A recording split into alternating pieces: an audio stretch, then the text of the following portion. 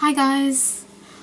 I really just wanted to say thank you to everyone who's been so supportive about my last video, which was all to do with my genetic testing results.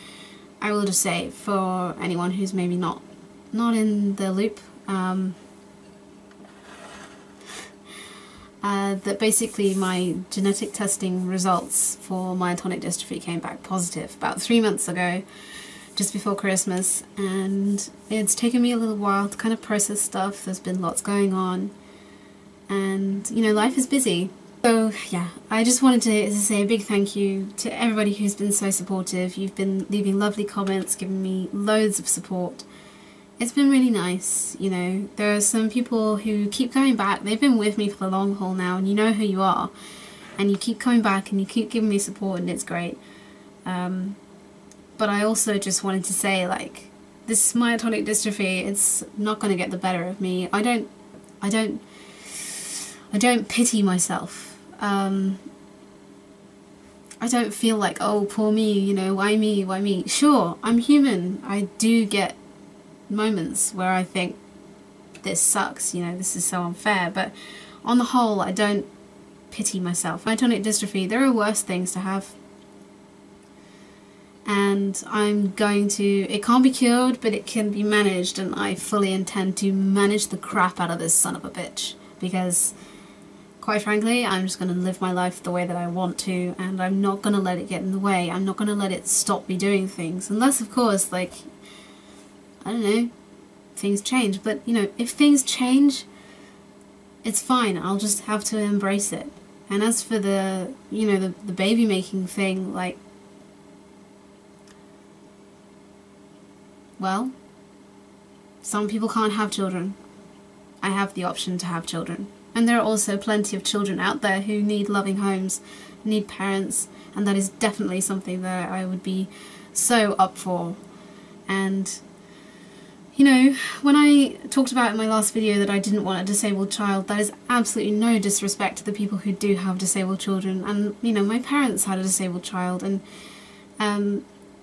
like I said, absolutely no disrespect. I fully appreciate the fact that, you know, you're doing what you're doing, and you know, just like with my sister, we didn't know that she was gonna be disabled. We didn't even know what she had for a long time. So I think it's just that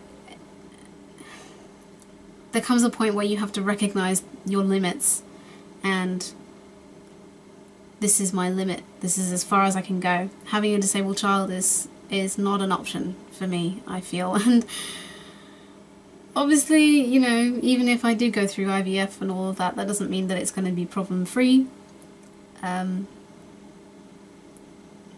Stuff happens. You know, life happens, and there's no guarantee. So, you know, even if we went to all the trouble of all these procedures and stuff, we might still have a child with a problem anyway. You know, just maybe not the problem that we were trying to avoid.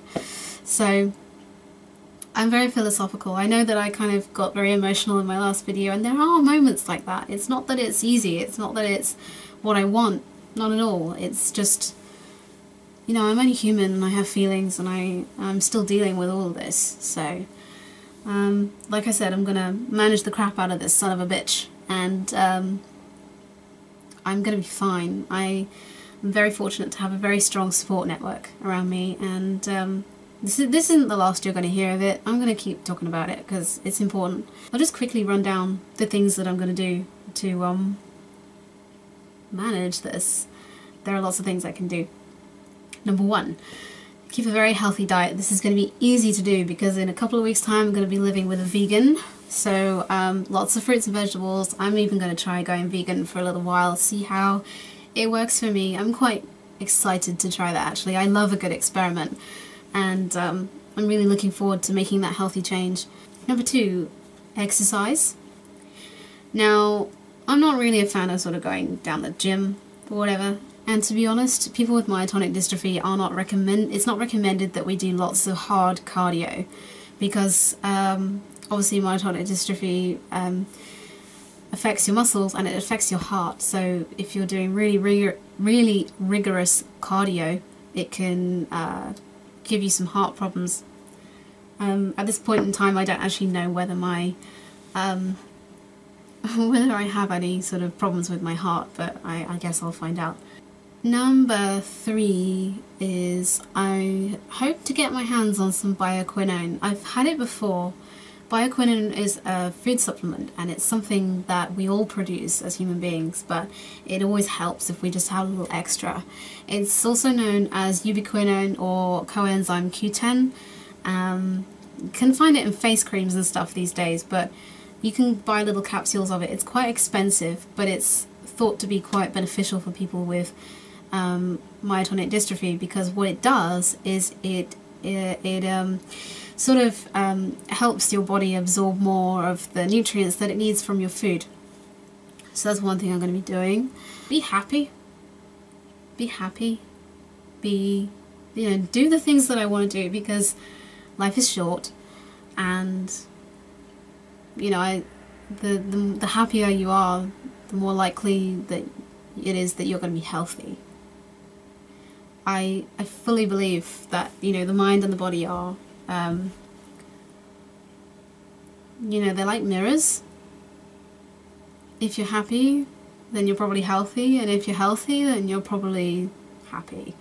So try and stay positive and get enough sleep, exercise.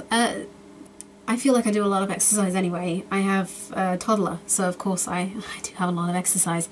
I'm very active anyway, and I like to do things like poi and hooping, which are, you know, pretty good workouts actually for your body and stuff. If I'm honest, I would love it if I could just have slightly tighter abs. That would be wonderful. So maybe that's a goal to work towards. I've also considered things like Pilates and yoga. So they increase core strength and flexibility without actually giving you like a full-on cardio kind of workout. So that would be pretty cool. I wouldn't mind being a bit more flexible. To keep my mind sharp. So, because it affects your brain also, I think it's just, I mean, these things are good for anybody to live by. You know, these rules. I think I will be sort of trying to keep my mind sharp. Reading lots. John actually taught me recently how to solve a Rubik's Cube, which I can now do, which is awesome. And he likes to play chess and stuff like that, so I'm quite excited to sort of be living with him, because I think it's going to be awesome fun. So yeah, I think I just wanted to do a quick video just to say that, like, I'm not sitting here wallowing, and I read every single comment, and I'm trying to sort of be respond more and everything. You guys are great. Yeah, there are plenty of things to be excited about. This is just a bump in the road, and there are people out there who suffer more. So, and all due respect to them. As you can see, there are boxes behind me just there. You know, I'm packing up. I'm getting ready to move. It's all happening next week. That's very exciting. I cannot tell you how excited I am. I'm getting so excited by stuff like choosing duvet covers together and plates, you know, like china and stuff. It's just it's ridiculous. I'm going to sign off. So I'm sure some of you will be very pleased to see that there is a smile on my face, and I am happy. It's just sometimes I get bummed out. And yeah, so okay, I'll speak to you soon, guys. Bye.